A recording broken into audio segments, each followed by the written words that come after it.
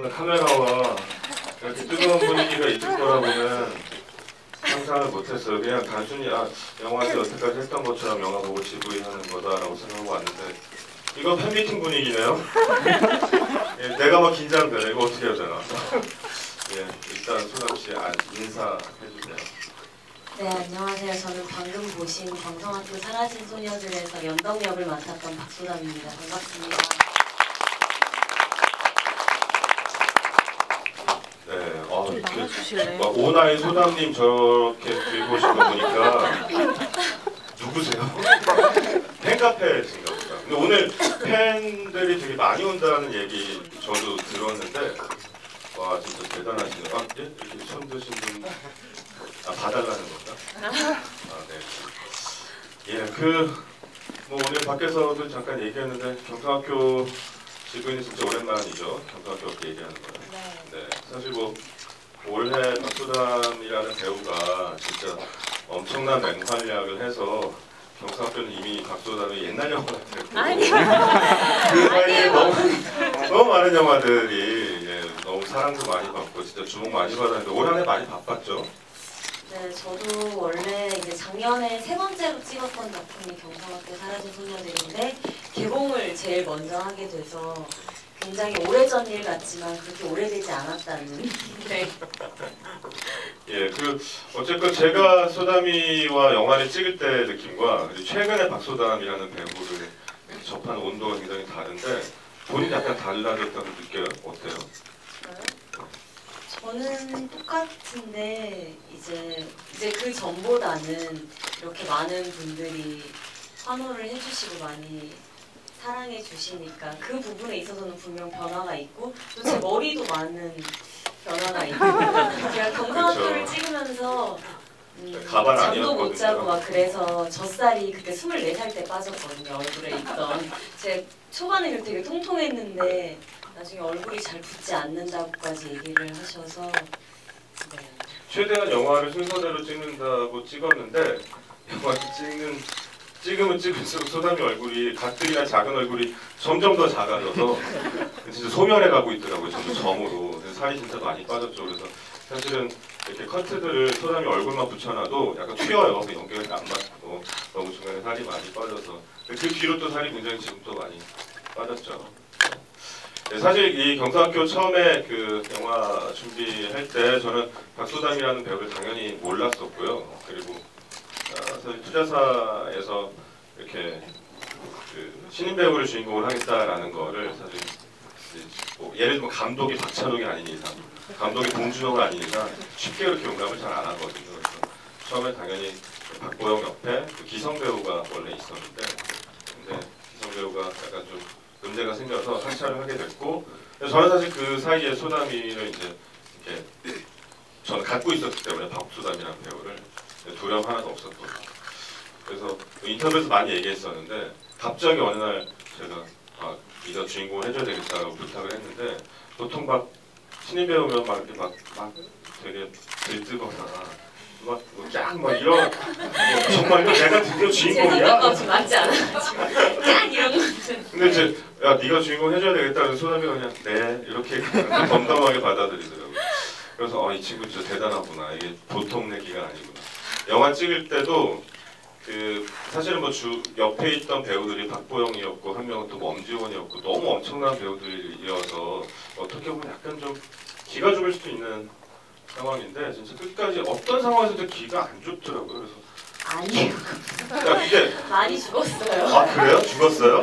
그러니까 저도 영화를 이제 찍기 한 2, 3주 전에 제가 네네. 결정이 돼서 원래는 다른 역할이었죠. 네, 그래서 시나리오를 읽었는데 너무 중요한 역할이고 정말 처음부터 끝까지 극을 다 이끌고 가야 되는 엄청난 에너지를 가진 친구라서 내가 이거를 잘 해낼 수 있을까에 대한 부담은 당연히 있었고 현장에서도 잘해야 되는데 내가 패가 되면 안 되는데 그런 생각들 때문에 좀 부담이 됐던 건 있었던 것 같아요. 근데 사실은 그 현장에서 소담이가 떤다거나 긴장한다거나 이런 느낌을 단 한 번도 받은 적이 없거든요. 저는. 근데 만약에 정말 그렇게 속으로 그런 게 있었다면 어떻게 눌러요? 그런 거? 마인드 컨트롤 같은 거 해요? 주문 같은 거 외우고 가시죠? 마인드 마인드 컨트롤이 그 잘해야 된다는 부담감을 좀 좋은 부담감으로 제가 계속 만들려고 노력을 하는 것 같아요. 내가 지금 못하면 안 되지 막 그런 걸로 떤다기보다는 내가 못하면 안 되지 그래도 빨리 잘 해내야지라는 그런 다짐을 속으로 정말 많이 했던 것 같아요. 제가 연극은 2, 3개월 정도 한 인물로서 쭉 이끌고 가봤지만 이렇게 영화 현장에서 또 뒤죽박죽 찍는 영화 현장에서 한 인물로서 3개월 동안 호흡을 이끌고 가본 게 첫 작품이었기 때문에 그거에 대한 좀 걱정이 있었던 것 같아요. 네, 사실 제가 닥수담 양한테 한 번도 물어보지 않았던 질문을 지금 하고 싶은데 보통 배우들이 두 부류로 나뉘는 것 같아요. 그러니까 그 시나리오를 정말 막 밑줄 쳐가면서 형광펜으로 막 이렇게 시험 공부하듯이 그렇게 시나리오를 보고서 연기를 하는 배우가 있고 그리고 그냥 이렇게 시나리오 한번 보고 그 다음에 그냥 까먹고 그냥 연기를 하는 배우가 있고 후자의 경우는 예를 들면 류승범은 후자예요. 그래서 류승범은 대사를 맨날 까먹고 못 외우고 테이크마다 다르게 하고 막 이러거든요. 근데 류승범 그냥 본능적으로 동물처럼 연기를 하는 배우이기 때문에 뭐 밑줄을 친다거나 약간 심지어 난독증이 있다 그래가지고 대사를 맨날 틀리게 읽어요. 읽을 때마다. 그래서 약간 그런 경우가 있고 저는 예를 들면 또 백윤식 선생님 같은 경우에는 전 당연히 후자일 줄 알았는데 알고 보니까 전자시더라고요. 그래서 그 백 선생님 차에서 그 천연사만원을 같이 했을 때 대본을 발견했는데 선생님 대본을 발견했는데 정말 더덜더덜해서 구멍이 뚫려 있을 정도로 시험 공부를 해서 그렇게 하셨더라고요. 그래서 막 이렇게 대사마다 어디에서 끊어 있고 뭐 어떤 톤을 하고 이런 거 다 적어 놓으시고 약간 놀랐거든요. 제가 보기에 소담 양은 어느 쪽일 것 같으세요? 전자. 근데 제가 보기에는 소담이가 후자였거든요. 제가 볼 때는 시나리오가 리딩하면서 너 주인공 하자 그래서 뭐 네 이러고 나서 이제 한 얼마 있다가 리딩을 하려고 딱 사무실 만나는데 시나리오가 너무 깨끗한 거예요. 막 손에 뵐 듯한 종이가 너무 빳빳해서 내가 보기에 한 번도 들춰보지 않은 것 같은. 그래서 속으로 약간 내성적인 저는 보고 약간 상처를 받았죠. 얘 불성실한가 봐. 시나리오 안 봤나 봐. 근데 딱 리딩을 첫 마디를 탁 하면 너무 잘하는 거예요, 진짜. 아니, 저 천재인가 보다. 제가 볼 때 후자였는데, 자, 그럼 제 질문은 일단 보여주기 위한 깨끗한 시나리오를 따로 출력해서 갖고 다니는 건가요? 너도 믿으신 거 집에 놔두고? 저는 사실 전자처럼 완전 너덜너덜하게까지는 사실 해본 적이 없었고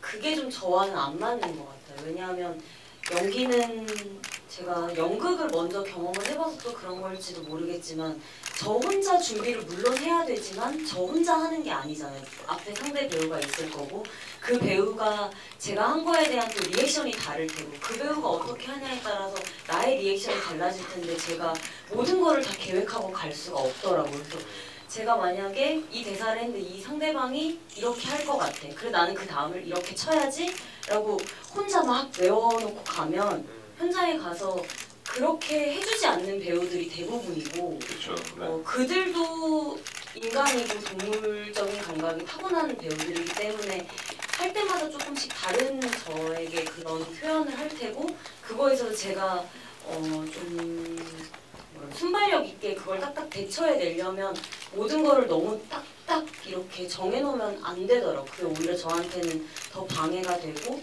전체적인 흐름과 그리고 이 역할이 기본적으로 가지고 있는 그 배역만의 특성들은 정말 분석을 제가 따로 노트에 따로 하고 그 대본을 할 때는 이제 상대 배우와 호흡을 맞추는데 전 좀 더 중점을 두는 편이에요. 아 그렇군요. 굉장히 대단한 능력이세요. 아니 대배우 같은데 왜? 이거 진심으로 되게 대단하다고 늘 생각을 하고 있었는데 사실은 이게 본인이 준비를 약간 말하자면 완벽히 준비한다기보다 약간 열어놓고 상대방의 연기나 상대방의 톤을 보고 약간 맞추기도 하고 약간 이건 융통성을 발휘한다는 거죠. 어떻게 보면 이게 사실은 쉽지 않은 거라서 많은 신인 배우들은 정말 완벽하게 준비를 해서 상대방이 뭘 하면 당황하고 그래서 약간 그러다 보니까 NG를 내고 무너지기도 하고 현장에서 이런 경우가 많거든요. 그러면 상대방의 그걸 위해서 약간 열어둔다는 건 그러면 최소한 이렇게 뭐 하나 끝까지 잃지 말아야 하는 나침반 같은 뭘 하나 갖고 있어야 되잖아요. 그럼 어떻게 준비를 해요? 그러면? 제가 이건 이제 학교에서 연극을 하면서 좀 배우고 준비를 했던 건데 진짜 방금 말씀드렸던 그 배역이 가진 어떤 그 배역이 이 영화에서 혹은 이 연극에서 끝에 이루고자 하고자 하는 그런 초목표를 항상 정해놓고 그게 매 씬마다는 조금씩 다르겠지만 어찌됐든 매 씬마다 다른 이유가 있지만 결국에는 그 초목표를 향해서 달려가는 거잖아요. 그래서 그거를 계속 잃지 않으려고 전 노력을 하고 연극에서는 정말 이렇게 방금 스크린을 통해서 1년 전에 저의 모습을 보는 게 아닌 제가 오늘 와서 연극은 제가 오늘 연기를 다시 해야 되는 거잖아요. 그러다 보니 무대 위에서는 정말 실수도 되게 많이 일어나고 예상치 못한 정말 돌발 상황들도 많이 발생을 해서 그거에 대한 대처하는 법들을 제가 직접 무대 위에서 느껴봤었기 때문에 좀 더 열어놓을 수 있지 않나라는 생각이 들어요. 그렇군요. 상대방 이 배우가 좀 어떤 스타일이냐에 따라서 저도 하는 행동들이나 그런 게 달라질 거기 때문에 그래서 초반에는 그걸 파악하는데 좀 더 긴장이 되고 현장에 완전히 완벽하게 몰입을 하기 좀 힘들었었던 것 같아요. 3주 정도? 이 전체적인 흐름, 이 촬영장의 공기, 처음 보는 이 많은 스태프들과의 이런 관계, 이런 것들을 제가 좀 그게 익숙해진 다음에 거기에서 이제 놀고 재미있게 즐길 수 있는데 그게 아닌 스태프분들은 또 현장에서 거의 처음 만나뵐 때도 많고 그래서 그 많은 분들이 기다리시고 그 현장에서 내가 연기를 해야 된다는 거에 대한 좀 부담이 아무래도 있는 것 같아요. 네. 그 사실 방금 보셨던 그 영화 중에서 우리가 제일 오래 찍 사실 연덕이 연기하는 소담이가 사실은 제가 이렇게 현장에서 테이크를 많이 안 갔어요.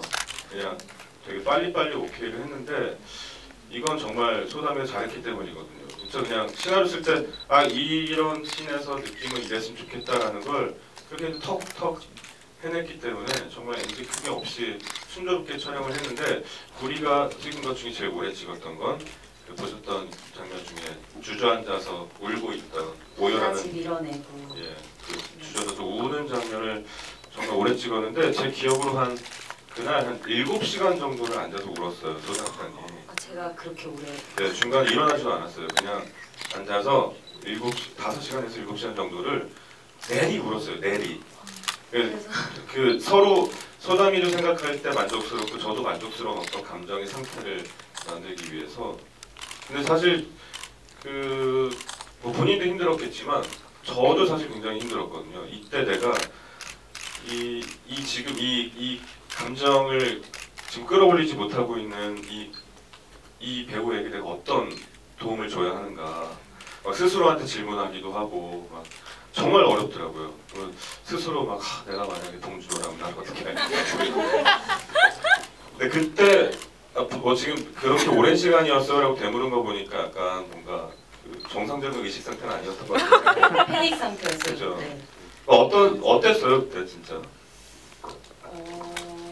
제가 그 정도의 오열하는 장면을 사실 찍어본 적이 없는데 그거에 대한 부담도 있었고 눈물을 정말 많이 흘려야 된다는 부담도 있었고 뭔가 처음에 첫 테이크에 그게 잘 되지 않다 보니까 괜히 저를 기다리시는 분들이 자꾸 생각이 나는 거예요.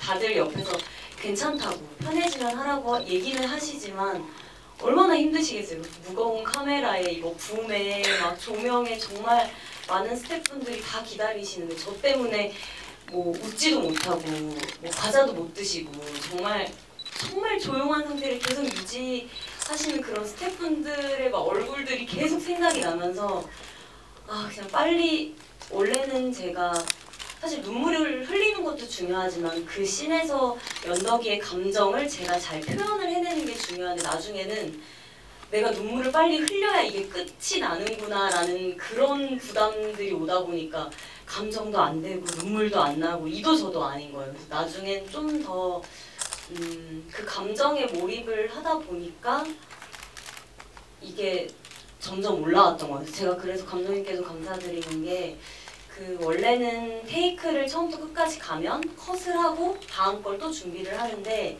그게 아닌 한 번 연달아 쭉 하고 제가 마지막에 감정이 올라왔을 때 소담아 지금 바로 한 번 더 가도 되겠니라고 물어봐 주셔서 끊지 않고 한 번 더 제가 그 감정을 이어서 처음부터 갈 수 있어서 되게 많은 도움이 됐었고 그 씬뿐만 아니라 감독님께서는 테이크 많이 안 가셨다고 하지만 저는 이 연덕이의 그런 무표정 어떤 씬마다 같은 무표정이지만 좀 다른 느낌들이 나와야 되고 이렇게 긴 호흡을 끌고 가본 적도 없는 상태였는데 감독님이 되게 섬세하시거든요. 그래서 저의 그런 뭐 표정들까지도 디테일하게 다 잡아주셨기 때문에 제가 연덕이를 그렇게 표현을 해낼 수 있었던 거라 감독님의 섬세함과 그 소녀 감성 때문에 제가 더 소녀로서 대답을 쭉 듣다 보니까 제가 굉장히 훌륭한 감독이에요.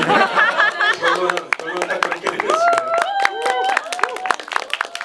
오늘 사실 뭐 시간이 그렇게 많지는 않으니까 제가 얘기만 계속 진행하다 보면 질문하고 싶으신 분들이 약간 완성을 될 수 있으니까 중간중간 이렇게 질문도 받고 제 얘기도 하고 소담 얘기도 하고 이렇게 해볼까요? 질문 있으신 분 손 먼저 먼저 들으시면 마이크가 가나요?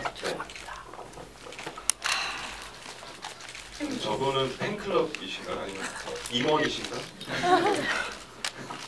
아까 뭔가 이렇게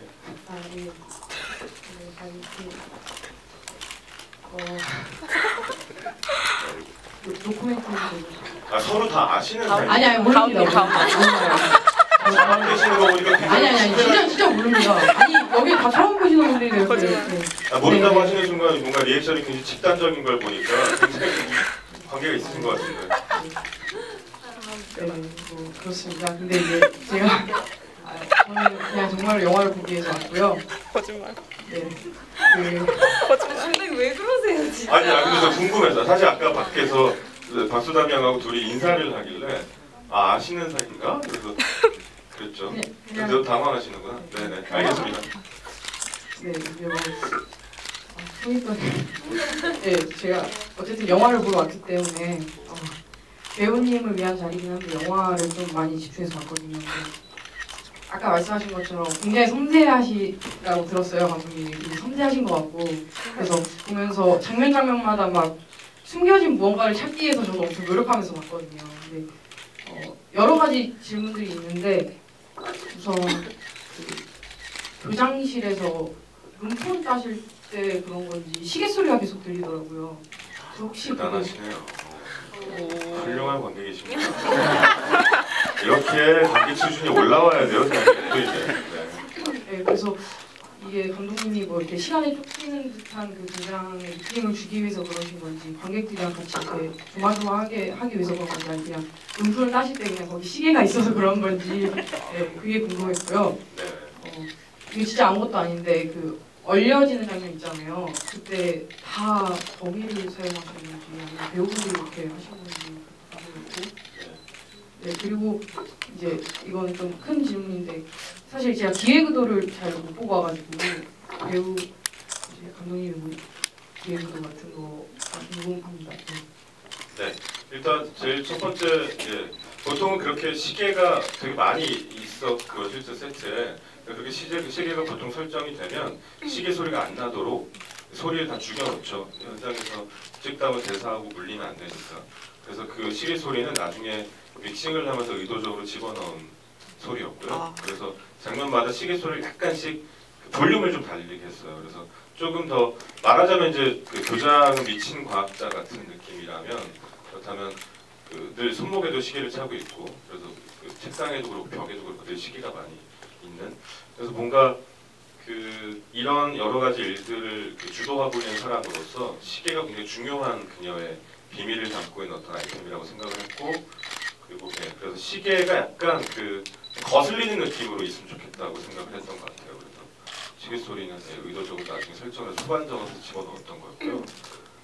두 번째 질문 뭐였죠? 그 배우들이 얼어있는 실제로 분장을 다 하고 배우들이 눈을 깜빡이지 않고 서서 연기를 한 거고 정말 솔직히 말씀을 드리면 그게 원래는 소담이가 죽은 것처럼 다 물에 빠져 있는 설정이었는데 근데 솔직히 예산이 불가능해요.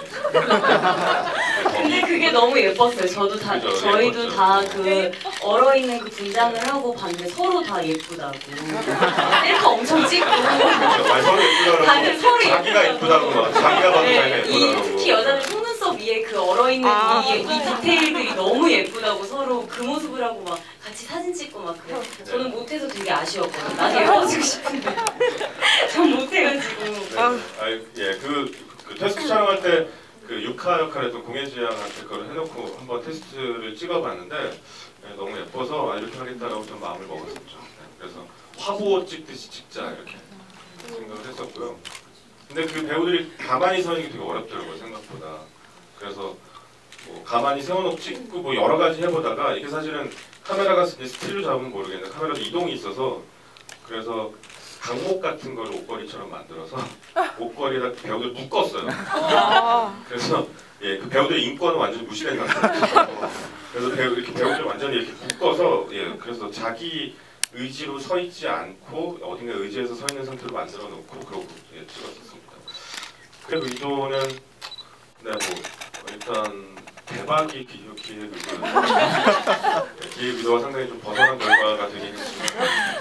네, 사실 그 소녀한 영화를 만들어 보고 싶다라는 게 말하자면 의도였다는 의도였고요. 그냥 그 두 번째 작품을 끝내고 나서 막연하게 머릿속에 어떤 이미지가 있었는데 소담이처럼 예쁜 소녀가 교복 같은 거 입고 이렇게 벚꽃이 막 이렇게 흐드러지게 피어 있는 이와이 슌지 영화의 스틸 같은 그런 배경에 이렇게 서 있는데 표정은 막 약간 되게 사랑스럽고 소담소담한 그런 걸 갖고 있는데 양손에 피가 잔뜩 묻어있는 이런 이미지의 영화를 만들고 싶다는 막연한 생각이 있었고 그게 무르익어서 구체화된 게 지금의 이 이야기였습니다.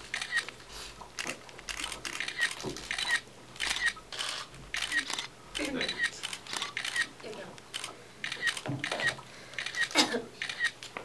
이혜영 감독님 전작부터 되게 좋아했었는데요. 감사합니다. 감독님이 저번에 인터뷰하신 거 보면은 기존에 해왔던 재치 있는 그런 코드들을 빼고 최대한 그 코드에 맞추면서 쭉 잡으면은 이혜영의 집 같은 스토리가 나온다고 하셨잖아요.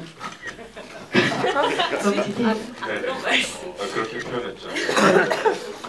집이라고 표현했죠. 네. 가장 이혜영스러운 장면은 어느 장면인지 되게 궁금해요. 이 영화에서요? 네. 아, 네. 발? 감독님 발을 되게 좋아하세요. 발찌, 여배우 발찌. 지금 감독님 말씀해 주실 거예요. 네, 아니 발 장면 발이 힘이 있어요. 그래서 사실 예, 마그나 찍을 때는 잘 몰랐고 페스티벌 찍을 때는 좀 의도적으로 많이 찍기도 했고요. 이번 영화 찍을 때도 뭐 많이 찍었죠. 예. 근데 발은 이런 것 같아요. 영화를 찍을 때 그 사람이 들어온다, 사람이 나간다, 혹은 내가 무슨 말할 때 이 사람이 약간 뭔가 낭설인다 이런 걸 보여줄 때 얼굴 보여준 거 너무 드라마 같잖아요, 사실. 더 프리샷으로 가면 너무 또 약간 객관적이 되고 사람한테 밀접하게 가서 그 사람의 감정의 어떤 상태를 너무 보여주고 싶을 때 발이 되게 좋은 방식이라고 저는 생각이 들어요. 손도 좀 직접적인 것 같고 발의 느낌이 약간 예를 들면 땅을 긋는 발끝 뭐 이런 게 주는 정서 같은 게 분명히 있는 것 같고 그래서 발이 나중에 제가 영화를 더 많이 만들고 나면 제 영화에 출연했던 모든 발커트들을 모두 모아서 시네마 천국의 그 키스 장면 모아놓은 것처럼 발커트들을 모아서 아름다운 음악과 함께 한번 감상하고 싶다는 생각이 아니, 사실 뭐 이혜영스러운 건 잘 모르겠는데 개인적으로 저는 이 영화에서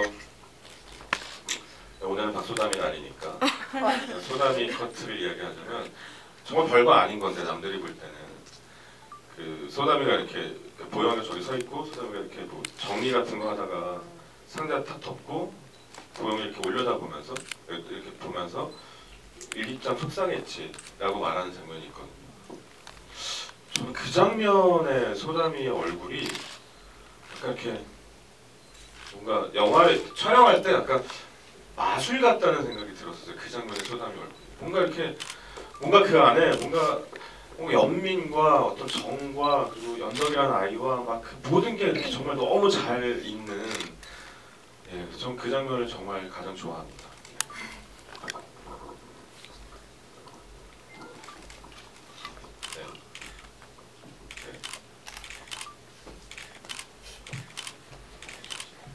저기 뒤로 가고 있는데 좀 이따가 근데 저 중간에 한번 들어야 돼요 마이크. 그 뭐지 그 시즈코가 박보영 그 뭐지 지하실에 데리고 갔잖아요. 근데 그 전 시즈코를 거기다 밀어서 그러니까 어떻게 보면 죽인 거잖아요.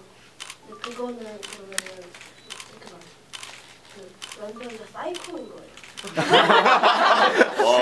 말하자면 사이코라고 볼 수 있죠. 근데 그러고 나서 시스코 죽이고 나서 연덕이가 수술대에 누워서 뭐 주사도 맞고 뭐 이런 거 있잖아요.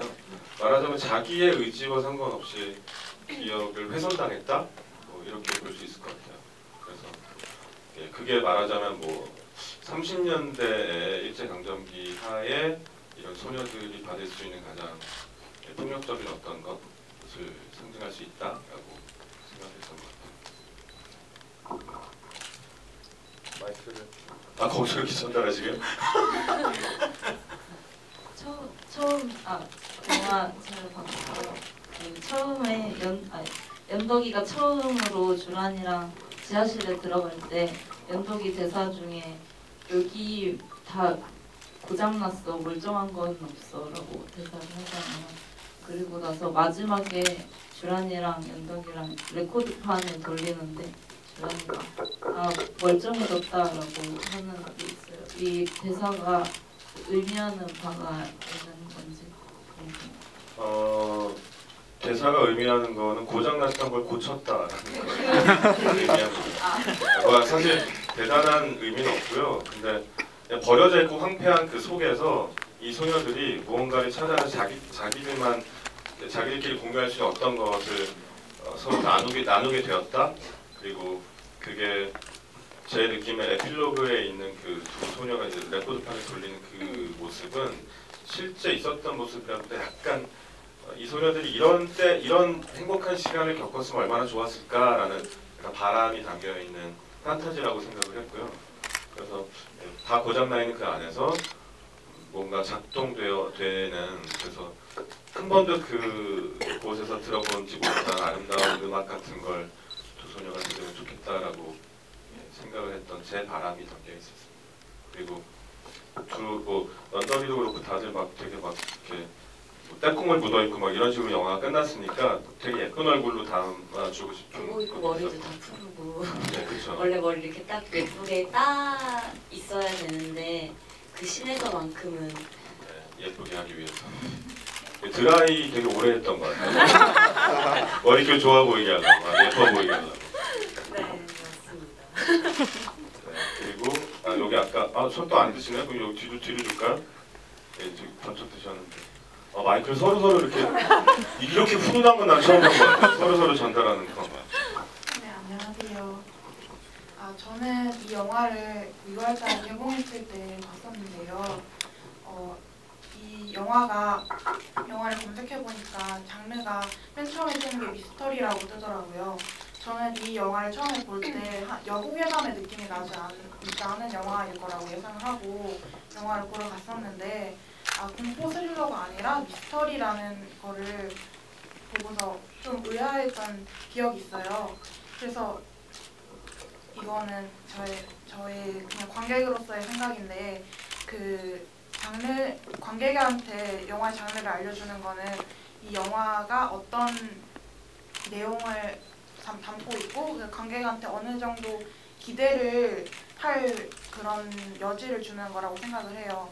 근데 이 영화는 딱 그 미스터리 드라마라고는 한꺼번에 정의할 수 없는 여러 가지가 들어있다고 생각을 하는데 이거는 저희 관객적인 입장이고 그 박소담 씨 배우의 입장에서는 어떤 영화라고 생각을 하시는지 저는 이 시나리오를 읽고 좋았던 부분이 이 10대 어린 여자아이들의 과거 시즈코와 현재의 연덕이와 지금의 주란 이 세 명의 삼각관계가 저한테 되게 흥미롭게 다가왔었거든요.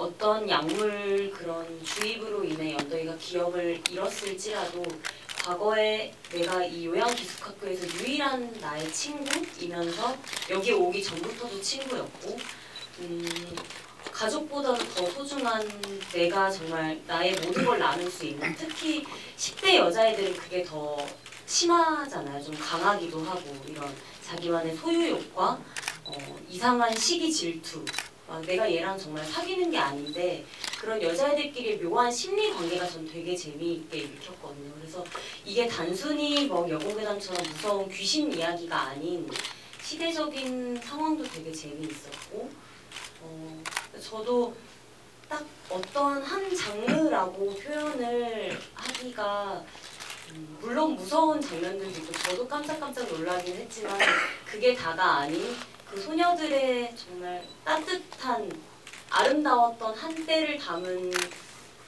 드라마, 한 편의 드라마라고 저는 생각을 해요.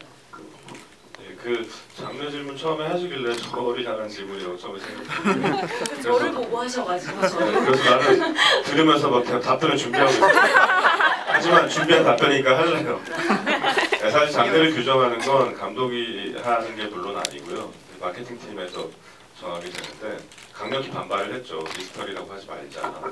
미스터리는 부정확하고 이 영화의 어차피 제일 중요한 건 영화를 보다가 영화가 이런 식으로 흘러가겠구나라고 모두가 이제 익숙하게 체험하고 있는 그 장르를 분명 위배하고 전혀 예상하지 않은 방식으로 영화가 진행이 되고 끝나게 되는데 최소한 관객들에게 사전에 당신이 이런 장르의 장면들을 보게 될 것이다라는 걸 학습을 시켜야 한다. 뭐 이런 식의 이제 이야기를 하면서 반대를 했는데 근데 뭐 감독의 의견이 꼭 그렇게 반영이 되는 건 아니니까 최소한 호러라고 포장하지 말자, 호러라고 속이지는 말자라는 정도에서 합의하는 정도였고요. 저는 개인적으로 이 영화의 장르가 소녀라고 생각합니다. 소녀한 장르라고 저는 생각합니다. 그리고 사실 뭐 제목 같은 경우도 원래 그냥 소녀였거든요. 근데 뭐 소녀라는 그 독립 영화가 있기도 했고 그리고 소녀라는 제목을 붙이면 좀 약간 작아 보인다라는 뭐 이야기도 많이 있었고 근데 워낙에 만약에 제가 이제 마케팅도 할 수 있고 좀 더 파워가 있는 감독이었다면 포스터도 그 시스코와 그러니까 주란과 연덕이 같이 둘이 서 있는 그래서 아까 제가 말씀드린 대로 벚꽃이 흐드러지게 피어 있는 그런 예쁜 곳에 둘이 손에 피가 묻어 있고 예쁘게 서 있는 그런 이미지의 포스터에 소녀라는 제목을 붙이고 싶었을 거고 그리고 장르도 그냥 소녀라고 해서 네, 그렇게 이야기를 하고 싶어요. 네, 그랬으면 좋았겠다는 생각이 듭니다. 그리고 미스테리를 표현하기 시작했죠. 미스터리 약간 이씨 같기도 하고. 이렇게 이런 농담이 이렇게 늦게 반응해 주시니까 제가 뻘쭘하네요. 네, 여기 앞부분. 안녕하세요. 어떤 작품에서 차분하시면서 섬세하게 배역 자체에 완전 몰입하시는 모습을 많이 봤어요. 그래서 배역에 이제 몰입하시는 좀 나름의 특별한 방법과 또 작품이 끝났을 때 다시 일상으로 돌아오시는 그 과정이 있잖아요. 그래서 그런 부분에 또 특히 좀 많이 힘들으셨던 작품이 어떤 작품인지 궁금합니다. 작품으로요? 그러니까 그 몰입하시는 과정이랑 다시 작품 끝나고 일상으로 또 돌아오시는 그런 과정. 일단 제가 읽는 시나리오의 그런 분위기와 감독님이 표현해내고자 하는 시나리오의 분위기, 이 배역에게 요구하는 것들이 물론 다를 테니까 감독님께 전 질문을 되게 많이 하는 편이고요. 제가 생각한 게 틀릴 수도 있고 이보다 더 좋은 게 나올 수도 있고 감독님도 되게 열린 분이시라 제 얘기를 다 들어주시고 감독님도 의견을 저한테 충분히 주셔서 시나리오를 읽고 상상하는 거에는 분명 한계가 있는 것 같고요. 그래서 저는 현장에 가서 좀 더 많은 도움을 얻는 편인 것 같은데 경성학교 때도 그랬고 저희가 정말 세트장에 딱 가서 다들 우와 이렇게 느꼈었거든요. 너무 예쁘고 또 미술 감독님한테 계속 너무 감사하다고 저희가 여기 이 공간에서 연기를 할 수 있게 해주셔서 너무 감사하다고 말씀을 드릴 정도로 딱 그 현장에 가서 뭔가 그 현장에서 느껴지는 색감 그리고 느껴지는 냄새 분위기 이런 거에 따라서 조금씩 또 달라지는 것 같아요. 그래서 현장에 가서 같이 하는 배우들과도 좀 얘기를 많이 나눠보기도 하고 빠져나올 때는 저는 그렇게 크게 어려움을 겪는 편은 아니거든요. 아직까지는. 그래서 지금까지는 제가 하는 것들을 즐기고 재미있게 즐기고 난 다음에 그냥 뭔가 이렇게 다시 저는 금방 박소담으로 잘 돌아와서 그래서 뭐 검은 사제 들 때도 다들 그 역할을 하고 뭐 악몽 안 꾸고 뭐 안 힘들었냐고 하는데 저는 너무 즐겁게 촬영을 해서 다들 현장에서 웃지 말라고 할 정도로 그 분장을 하고 제가 웃고 있으면 다들 웃지 말라고 하실 정도로 그래서 저는 그 현장에 가서 일단 즐기는 게 가장 중요한데 그렇게 많이 못하기 때문에 그만큼의 정말 준비를 많이 하는 것 같아요. 아직 많이 부족하고 정답이 없다라는 생각을 저도 하기 때문에 네. 네. 아, 손을 드신 건가요? 아, 네. 안녕하세요. 주비가 처음에 좀 떨리는데 이해 좀 부탁드립니다. 거기는 안 떨리는 자리예요. 여기가 떨리는 자리죠. 제가 그 영화를 보면서 좀 어떻게 보면 되게 세세한 부분이긴 한데 두 가지가 좀 많이 궁금했거든요. 이제 빨간 왕사탕이 두 번 나오잖아요. 그 빨간 왕사탕이 의미하는 게 좀 뭔지 궁금했고 그리고 연덕이라는 이름이 분명히 어떤 한자가 존재할 텐데 그게 어떤 뜻인지 아무리 찾아봐도 나오지 않더라고요. 그래서 그 연덕이라는 이름이 어떤 뜻을 가지고 있는지도 좀 궁금합니다. 예. 그 사실 이름은 아무 의미 없고요. 시스코 같은 경우는 예, 뭐 한자로 쉬운 한자니까 정자죠. 그러니까 조용한 아이란 뜻의 이름인데, 근데 연덕이는 뭐 예를 들면 일본어 이름 뭐 가즈에 이거 뭐 특별한 이름 없고요. 그냥 제가 좋아하는 일본 소설을 보다가 아, 이름 약간 뭐 그랬다 그래서 메모해놨던 이름이었고, 홍연덕이라는 이름은 그냥 제 머릿속에 30년대를 배경으로 한 이야기를 할 때 두 소녀가 있는데 두 소녀의 이름이 약간 얘는 약간 이런 이름이고 약간 이런 느낌이고 얘는 이런 느낌이고 약간 이렇게 느낌으로 이미지로 그냥 분류해 놓은 어떤 이미지의 상이 있었는데 그게 하나는 그냥 주란이라는 이름이었고요. 그리고 하나는 밑도 끝도 없는 연덕이라는 이름이었어요. 그래서 차주란이라는 약간 주란같이 생긴 배우가 이걸 해주면 좋겠다. 홍연덕이라는 연덕같이 생긴 친구가 이걸 해주면 좋겠다. 근데 정말 연덕같이 생기지 않았습니까? 그 대사를 제가 하잖아요. 연덕, 홍연덕 이걸 하는데 계속 저도 연습을 하면서 뭔가 이걸 계속 반복하다 보니까 이름이 되게 이상한 거예요. 홍연덕, 연덕, 뭔가 되게 곱씹게 되는 그런 발음이기도 하고 되게 똑부러진 듯한 이미지가 저도 그렇게 연상이 돼서 홍연덕? 홍연덕. 네. 저는 그 연덕, 홍연덕 할 때 소담이의 목소리가 너무 좋아요. 소담이의 저음이 정말 잘 어울리는 그 이름이었던 것 같아요. 그래서 그거 찍을 때 아, 이름 잘 지었다. 저 목소리 만나서 이게 화면에 담기려고 이름을 내가 그렇게 지었나 보다 생각을 했고, 배우 김윤석 선배가 사실 극비수사랑 저희가 같이 개봉했거든요. 그래서 극비수사가 이제 흥행이 잘 되면서 우리를 짓밟았던 경쟁작의 배우님이신데, 근데 윤석 선배님이 이 영화를 이제 개봉하고 한 다음 주 정도에 극장에서 유료 관객으로 주고 보셨다고, 영화 딱 끝나자마자 바로 전화를 하셨더라고요. 그래서 영화 잘 봤다고, 너무 좋았다고, 그러면서 막 소담 양 칭찬을 그렇게 많이 하시더라고요. 저한테도 연락 오셨어요. 아, 그날? 너무 감사드린다고. 아, 정말. 영화 너무 잘 봤다고 얘기해 주셔서. 그러면서 윤석 선배님이 정말 그러신 분이 아닌데 진짜 칭찬을 그렇게 막 하시거나 궁살맞아 하시고 그런 거를 그러신 분인데, 근데 영화 너무 좋았다고 말씀하시면서 소담이 칭찬을, 목소리 칭찬을 진짜 많이 하시더라고요. 목소리가 정말 매력 있고 잘 들리기도 하고 연기도 너무 목소리 톤이 안정적이기 때문에 좋고 그렇게 섹시하다고 목소리 강조를 하시더라고요. 빨간 사탕 같은 경우는 뭐 그것도 뭐 특별한 의미는 없고요. 그냥 빨간 사탕을 연덕이가 되게 무표정한 친구인데 차주란 같은 이런 주란이 같은 그런 많이 위축되어 있고 버려진 소녀가 연덕이처럼 무표정한 친구를 만났을 때 연덕이가 뭔가 이렇게 보통 사람들이 처음 만났을 때 잘 안 하는 뭔가를 훅 들어가는 뭔가 행동을 했으면 좋겠다라고 생각하면서 뺨에 손을 대는 행동과 그리고 사탕을 약간 밑도 끝도 없이 그냥 입에다 사탕을 이렇게 약간 애가 어리벙하고 그냥 입에다 사탕을 훅 밀어 넣으면 되게 이상하면서 좋지 않을까 뭐 이런 느낌이 들어서 그래서 되게 소녀 같으시다. 아 그래? 이거 소녀 같은 거예요? 네. 그래요? 어떻게 남자가 입에 사탕을 넣어줄 생각을 해요? 그래요? 저는 늘 누가 내 입에 사탕 넣어주는 판타지를 가지고 살고 있는데 43년 동안 아직 그거를 겪지 못했는데 내년에는 겪게 될래나 네, 이런 그러면서 그 사탕을 만들었거든요. 그래서 그거를 보영이 입에다가 얼마나 사이즈의 사탕을 넣으면 제일 예쁘게 볼이 튀어나오는지를 보기 위해서 이쪽도 넣어보고 이쪽도 정말 넣어보고 다양한 어떤 크기. 부분가 제일 예쁠지 다양한 크기의 사탕을 만들어서 다 입에 넣어봤어요.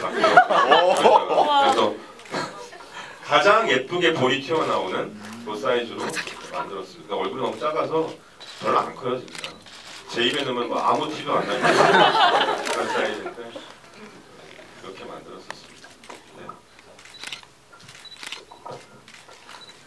네, 영화 너무 잘 봤고요. 제가 질문하고 싶은 거는 배우님하고 감독님 두 분이 따라 하나씩 있는데 감독님에게는 아까 전에 거랑 약간 비슷할 수도 있는데 그 처음에 빨간 오피스 나오고 또 빨간 꽃 나오고 또 빨간 사탕 이런 게 나오잖아요. 그래서 빨간 게 이 영화에서 상징적으로 뭔가 말해주고 싶은 게 있나라는 의구심이 들었고 배우님에게는 일단은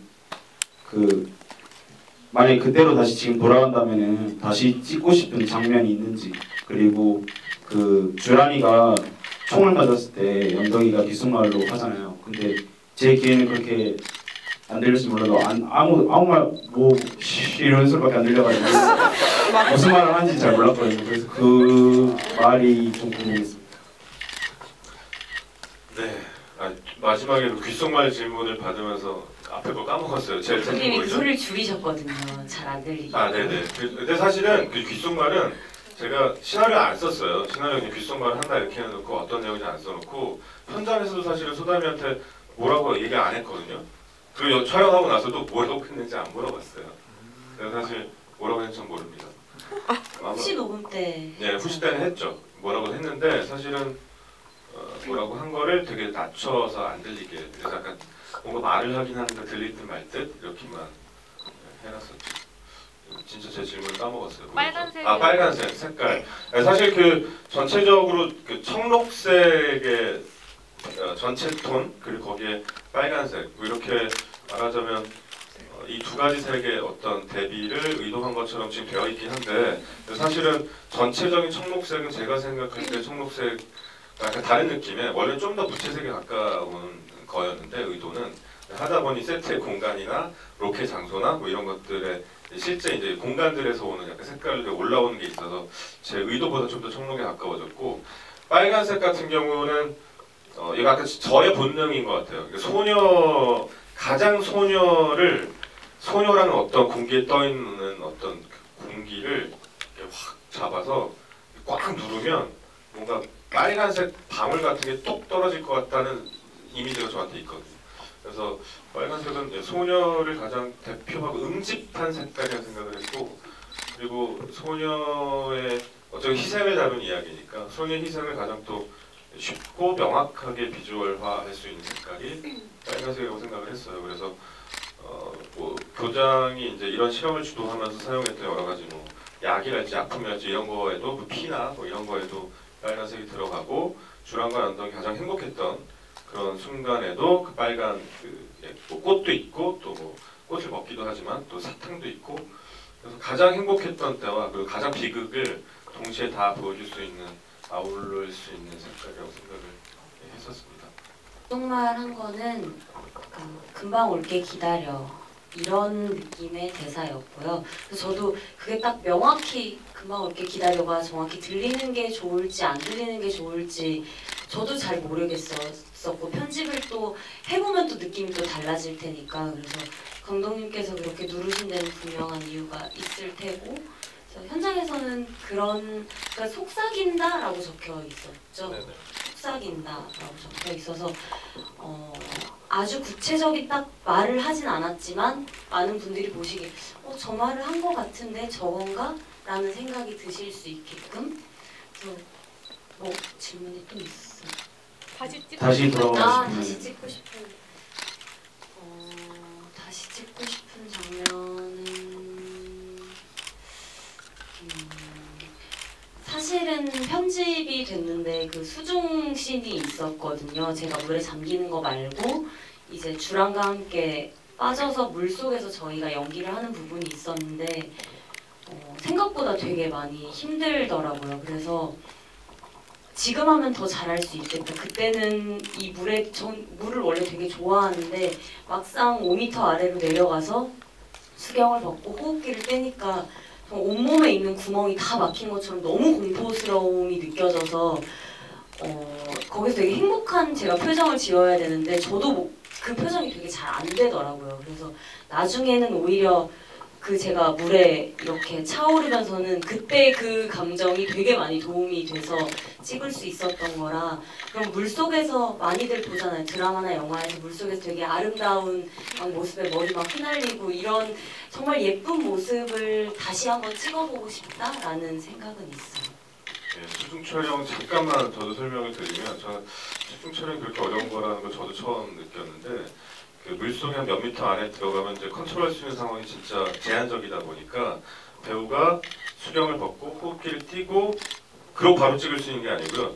그 다음에 잠수부가 저만큼 카메라 밖으로 나갈 때까지 기다려야 되고 그때가 되면 얼굴에 이렇게 그러니까 물방울 같은 게 맺혀요. 이것도 털어야 돼요. 그리고 머리가 또 이렇게 머리가 이렇게 해파리처럼 날아가거든요. 그럼 이미 숨이 다 끝나고 그렇죠. 다시 호흡이 달라. 그래서 그 순서가 있는데 뭐 수경, 뭐 호흡기, 뭐 잠수부, 그다음 버블, 뭐 머리, 뭐 하고 자 이제 액션하면 그때부터 한 5초가 안 되는 시간밖에 연기를 못 하는 거예요. 정말 이게 너무 힘든 일이더라고요. 게다가 이제 배우들은 물속에서 또 지쳐가고 저도 밖에서 뭐 지쳐가고 사실 그래서 제 욕심만큼의 분량이 안 나와서 정말 너무 어렵게 찍었음에도 불구하고 오미트를 했는데 저도 시간을 돌리면 좀 다시 찍고 싶은 생각이 드네요. 그거. 마지막에 주란하고 연덕이 사실 물속에서 그러니까 주란이 깨어나고 연덕이 죽는 그 순간에 둘이 물속에서 그 저수지에 빠졌을 때 거기서 물속에서 되게 행복한 어떤 순간을 잠깐 이렇게 서로 눈을 마주 보면서 행복한 느낌의 순간이 필요했는데 그걸 끝내는지 결국 못 쓰게 됐거든요. 어려운 일이었습니다. 그래서 모든 수중 촬영 잘하고 배우들 예쁘게 찍은 영화들은 진짜 위대한 영화들인 것 같아요. 네, 또 있으신가요? 저분 아까부터 들고 계셨는데 하늘색 후드티. 감독님께 질문도 있고 배우님께 하나씩.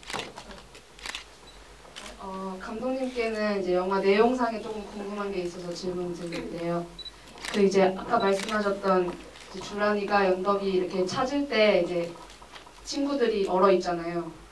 근데 이제 그거 보면서 이제 저는 약간 뭔가 친구들이 전시되어 있다는 생각이 들었어요. 이제 이름표도 붙어 있고 그래서 근데 이제 누가 전시해놨을 텐데 이게 뭐 교장일 텐데 근데 어떤 제가 해석한 교장의 이 교장 인물은 어떤 이 프로젝트를 빨리 성공을 시켜서 이제 인정을 받아서 이제 그거에 대한 욕심이 되게 큰 인물 같은데 이제 그 교장한테 이 에구치나 키이라나 유카나 뭐 그런 아이들이 되게 어떻게 보면 실패작이잖아요. 잘못됐으니까.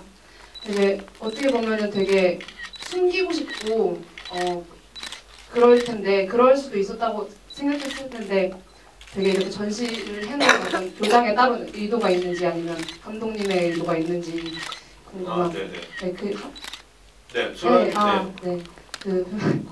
네. 이제 연덕이도 그렇고 또 이제 배우님께서 연기하신 이제 설행에서도 마리아나 아니면 수지나 이런 친구들이 되게 마음속에 사연을 되게 큰 사연을 담고 살아가는 인물을 많이 연기를 하셨다고 생각을 했어요. 근데 이제 그런 친구들은 사실은 진짜 존재하는 친구들이 아니라 이제 가상의 인물이잖아요. 근데 이제 그래서 어떻게 보면 진짜로 사연을 숨기고 사는 게 아니라 이 아이에게 큰 사연이 있다라는 걸 스크린을 통해서 드러내야 되는 어떤 되게 아이러니한 느낌이라고 생각하는데, 근데 저는 이제 그런 연기를 하실 때 되게 그 경계를 되게 잘 조절하신다는 느낌을 많이 받았어요. 어떻게 그렇게 얼마만큼의 에너지를 드러내고 얼마만큼은 감추고 어떻게 그 경계를 가늠하셔서 연기를 하는지 궁금합니다. 대단한 팬이신가 봐요. 뭐 설혜의 뭐 수지의 막 에모치 키라 유카 이런 이름 또 어떻게 외우시고 정말 대단하신 것 같아요. 네. 약간 무서운데. 일단은 이런 식의 이제 실험을 하는 사람 입장에서 중요한 건 보통 실험을 한다는 건 결과물 하나가 아니라 결과물에 다가가는 과정 동안에 실패한 건 실패한 나름대로의 데이터베이스를 만드는 게 중요한 거니까 데이터베이스를 만든다는 측면에서였고요. 그리고 사실은 원래는 밑에다 이름 말고 그 밑에 또 뭐 이렇게 하나씩 더 있었거든요. 예를 들면 뭐 연덕이 같은 경우는 그냥 이제 용액에다 담궈놓고 산채로 보관을 하는 거니까 예를 들면 뭐 해보실 습용이랄지 그래서 각각 인물마다 원래 용도를 달리해서 써놓는 게 있었는데 그게 너무 끔찍하고 너무 잔인하다고 해서 등급 15세 받는 등급에 아주 지단 영향을 끼칠 거라는 뭐 기후와 여러 가지 내부 목소리들 때문에 약간 빼게 됐었고요.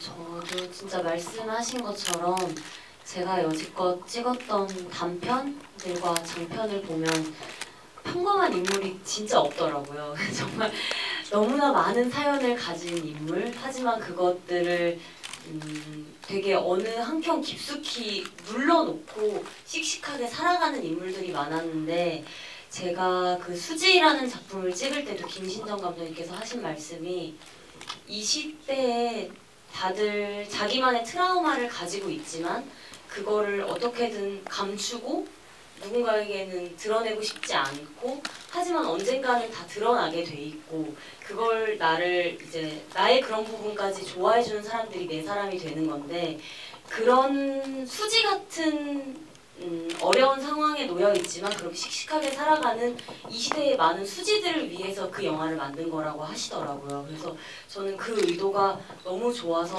감독님이 여자분이신데 그걸 그렇게 되게 당찬 그런 마음을 가지고 저도 연기를 이제 같이 할 수 있었던 거고, 뭐 연덕이도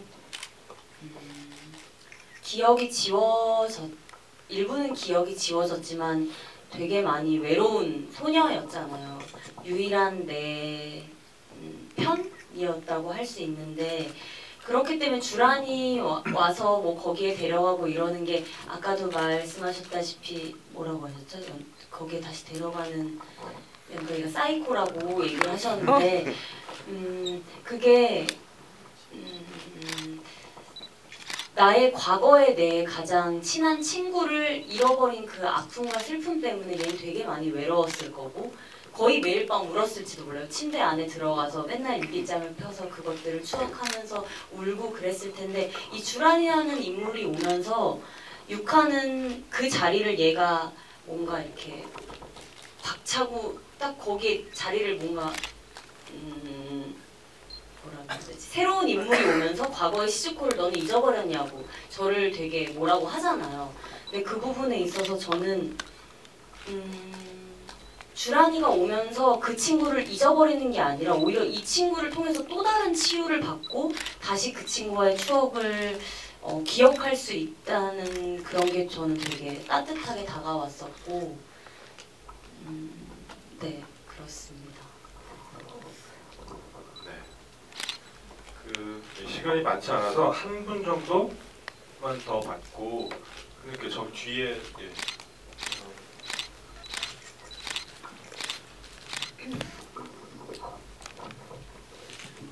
네, 안녕하세요. 저 배우님하고 감독님께 궁금한 게 있는데요. 감독님은 일단 그 영화에서 그 에구치랑 키라가 그 두텁게 나오는 장면이 있잖아요. 근데 그 항상 그 뭐지 그 아래에 그 무슨 액체 같은 게 있었는데 혹시 그게 그냥 침을 흘리고 간 건지 그냥 뭘 의미가 있는지 좀 궁금하고요. 배우님은 영화에서 멀리뛰기나 달리기를 하는 장면이 많잖아요. 근데 실제로도 혹시 정말 잘하시는지 좀 궁금해서. 네. 네, 일단 그 액체는 마지막에 연덕이 빠져 죽는 그 물이 약간 그런 느낌의 질감이라고 저는 생각했어요. 그래서 네, 그 액체라고 생각했고, 근데 사실은 그렇게 약간 끈적끈적하게 만들어놨잖아요. 약간 이렇게 그런 느낌으로 이제 실제 수조에다 물 담글 때도 그렇게 찍고 싶었는데 그런 용액으로 그렇게 하는 건 거의 불가능해 갖고 또 배우가 들어가야 되니까, 그래서 실제 그런 질감이 나중에 살진 않았죠. 약간 네, 그런 그 어쨌건 그렇게 불쾌한 질감의 약간 점액질 같은 그런 물에 담겨져서 연덕은 죽는다라는 거를 좀 어느 정도 보여주고 싶었던 설정이었습니다. 저는 원래 초등학교 때부터 달리기를 되게 좋아했었고 실제로도 잘 했었고요. 그래서 짧게는 제 달리기 그 기록을 보시고 육상 선수를 해볼 생각이 없냐고 하셔서 제대로 된 선수는 아니었지만 초등학교 5학년 때였나 6학년 때였나 이제 저희 이제 송파구에 있는 이제 지역 대회에 나가서 네 거기에 나가서 제가 송파구 2등을 했었던. 아니 실제로는 달리기가 너무 재미있었고 뭔가 엄청 짜릿하더라고요. 그래서 지금도 달리기를 하는 걸 좋아하고 몸 쓰는 걸 원하고 그땐 달리기로 나간 게 아니라 그때 멀리뛰기로 나갔었어요. 근데 너무 오랜만에 하다 보니까 또 다르더라고요. 또 제자리 멀리뛰기랑 뭐 이렇게 달려와서 하는 거랑도 느낌도 많이 다르고 해서 옛날 생각이 많이 나서 좋았지만 막상 몸은 초반엔 나름 잘 따라주지 않았다는 거. 그래서 처음엔 저희가 원래 다 와이어를 달고 다들 말도 안 되는 이 점프 실력을 보여줘야 되기 때문에 와이어를 달고 연습을 하다가 나중에는 배우들이 그 주란이 이 마지막에 날아가는 장면 말고는 다들 실제로 뛰었었거든요. 연습을 하다 보니까 배우들이 실력이 늘어서 실제로 막 파스 뿌리면서 계속 뛰고 그랬었어요. 네, 나중에 진짜 뭐 여자 육상부 감독이 제가 된 것 같아요. 그리고 경쟁적으로 너무 열심히 하고 여기 편집돼서 안 나온 친구들까지도 진짜 정말 열심히 하더라고요. 정말. 이제 거의 시간이 약간 넘쳤네요. 이제 마지막으로 뭐 마지막 소감과 그리고 뭐 각오 이제 새해 내일 모레면 새해니까 뭐 새해 계획이나 뭐 이런 거 간단히 끝낼까요? 제가 제 첫 주연작인 이런 방송학교 사라진 소녀들을 거의 저희가 촬영을 한 지 지금 1년 반 정도가 지난 거죠? 1년 반? 1년 좀 넘었네요. 10월 달에 크랭크업을 했으니까 작년. 네, 10월 1년 말이었으니까 조금 넘 1년은 2개월 네, 정도 네. 됐네요.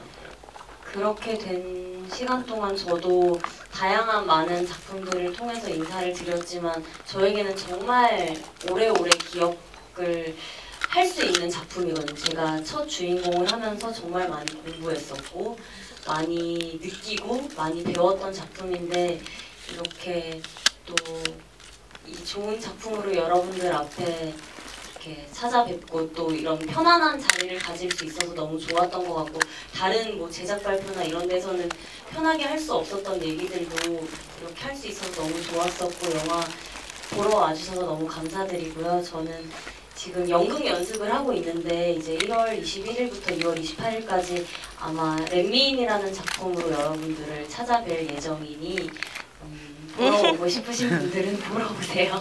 네, 또 다른 모습을 제가 보여드릴 수 있도록 열심히 연습하고 있습니다. 새해 복 많이 받으세요. 오늘 사실 날도 춥고 시간도 늦었고 근데 이렇게 끝까지 진짜 한 분도 자리에서 안 일어나시고 끝까지 자리 지켜주신 이런 지부에는 진짜 또 저도 오랜만인 것 같아요. 너무 오늘 감사드리고요. 그리고 새해 복 많이 받으시고 조만간 다다음 주쯤에 다음 주일지 다다음 주일지 모르겠는데 지난주에 그 라디오스타 녹화했거든요. 그래서 미친 연기력으로 일단 소담이가 나오고 저는 옆에서 약간 바람 잡는 덩치 큰 아저씨로 그냥 보조 출연하는데 거기서 소담이가 노래해요. 노래 되게 잘하더라고요. 약간 감동받았어요. 예, 되게 재밌을 것 같아요. 그래서 예, 라디오스타 일단 하니까. 감독님이 되게 재미있게 나오실 거예요. 아니 저는 보다마나 편집 많이 돼서 이 오른쪽에 소담이가 있었고 왼쪽에 그 내부자들에 나와서 이엘이라는 여배우가 있었는데 두 여배우 사이에 이런 민간인을 앉혀놓으면 굉장히 끔찍한 그림이 되거든요. 저는 아마 본방사수를 못할 것 같은 느낌이에요. 예, 어쨌건 경성학교 올해 개봉하고 이제 이렇게 저한테도 오늘 GV가 말하자면 경성학교하고 이제 그 작별 인사하는 느낌이어서 좀 약간 어떤 느낌일까 쓸쓸하지 않을까 뭐 이런 생각하고 왔는데 다들 너무 따뜻하게 맞아주셔서 저한테도 많은 힘이 된 것 같습니다. 저도 이제 새해 신작 준비 열심히 해서 좋은 영화를 또 찾아뵙겠습니다. 오늘 너무 감사합니다.